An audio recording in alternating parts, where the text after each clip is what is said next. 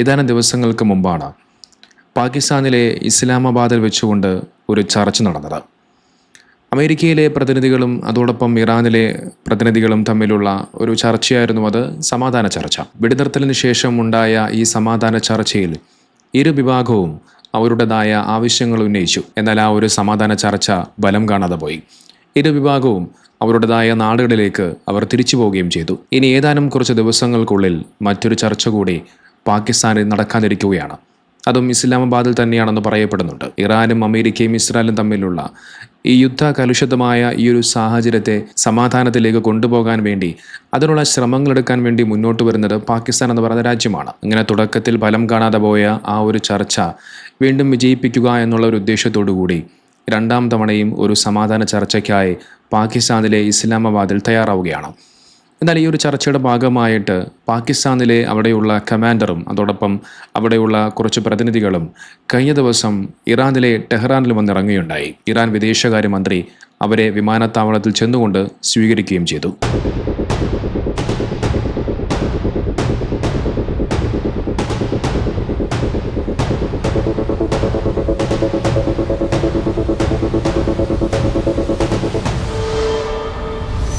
എന്നാൽ ഈ ഒരു സംഭവത്തിന് ശേഷം അമേരിക്കയെ പോലും വല്ലാതെ ഞെട്ടിപ്പിച്ച ചില വാർത്തകൾ പുറത്തു വരികയുണ്ടായി. പാകിസ്ഥാനിലെ പ്രതിനിധികൾ ഇറാനിലേക്ക് വരുന്ന സമയത്ത് ആകാശത്ത് കുറേ യുദ്ധവിമാനങ്ങൾ ഇങ്ങനെ പറക്കുന്നുണ്ടായിരുന്നു. ഇറാനിലേക്ക് വരുന്ന പാകിസ്ഥാൻ പ്രതിനിധികൾ സഞ്ചരിക്കുന്ന അവരുടെ വിമാനങ്ങൾക്ക് എസ്കോട്ട് എന്നോണം, അതായത് അകമ്പടി സേവിച്ചുകൊണ്ടായിരുന്നു ഇറാനിലെ ആ യുദ്ധവിമാനങ്ങൾ ആകാശത്ത് പറന്നത്.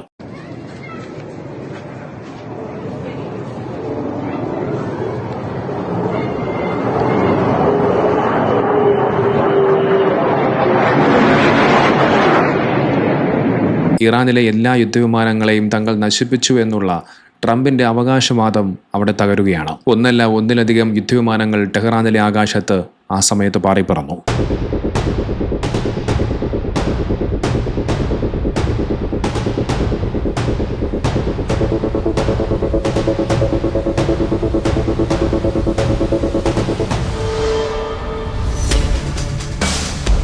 അതിൽ F-4 ഫാൻഡം എന്ന് പറയുന്ന യുദ്ധവിമാനമുണ്ടായിരുന്നു. എന്നാൽ ആ യുദ്ധവിമാനങ്ങളുടെ കൂട്ടത്തിൽ MiG-29 എന്ന് പറയുന്ന യുദ്ധവിമാനവും കാണാൻ സാധിച്ചു എന്നുള്ളതാണ്. എന്താണ് MiG-29?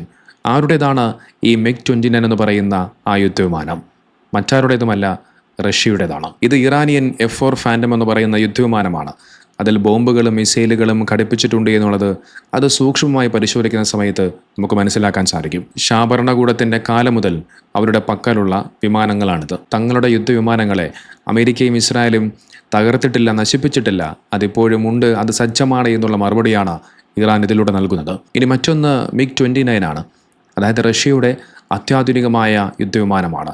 ഒരുപാട് സവിശേഷതകളും ഒരുപാട് പ്രത്യേകതകളുമുള്ള ഒരു യുദ്ധവിമാനമാണ് റഷ്യയുടെ MiG-29. മിക്കോയൻ MiG-29 എന്നാണ് ഈ വിമാനത്തിൻ്റെ മുഴുവൻ പേര്. 1970 ഈ വിമാനം രൂപകൽപ്പന ചെയ്യുന്നത്. 1983 സേവനത്തിൽ വന്ന ഈ വിമാനം ഇന്ന് പല രാജ്യങ്ങളുടെയും വ്യോമസേനകളുടെ കരുത്തായി മാറുകയാണ്. അമേരിക്കയുടെ യുദ്ധവിമാനങ്ങളെ ലക്ഷ്യം വെച്ചുകൊണ്ടാണ് റഷ്യ ഈ MiG-29 എന്ന് പറയുന്ന യുദ്ധവിമാനം അവർ തയ്യാറാക്കിയത്.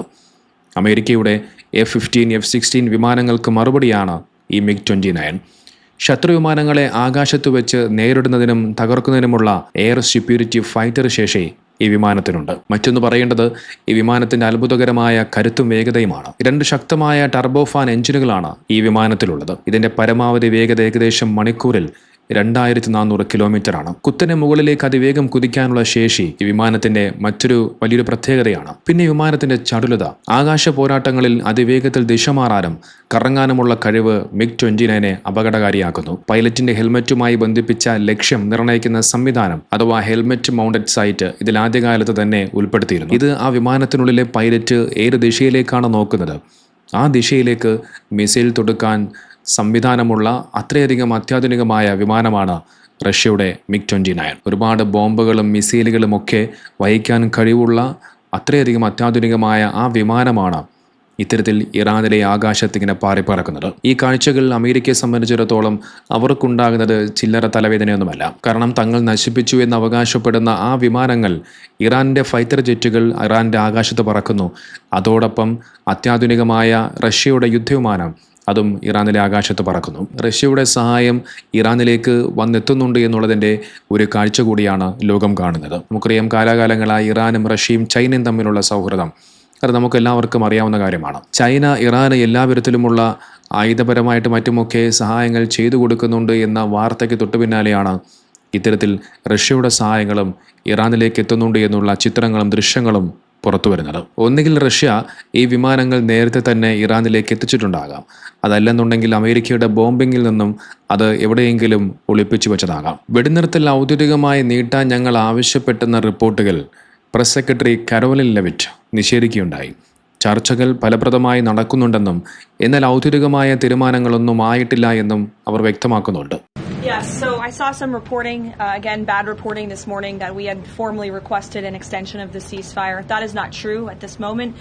We've remained very much engaged in these negotiations, in these talks. You heard from the Vice President directly and the President this week that these conversations are productive and ongoing, and that's where we are right now. I've also seen some reporting about the potentiality for in-person discussions again. Those discussions are being had, but nothing is official until you hear it from us here at the White House. But we feel good about the prospects of a deal. The President mentioned that in his interview yesterday. And it's obviously in the best interest of Iran to meet the President's demands. I think he's made his red lines in these negotiations very clear to the other side. And so we are continuing to see how these conversations go.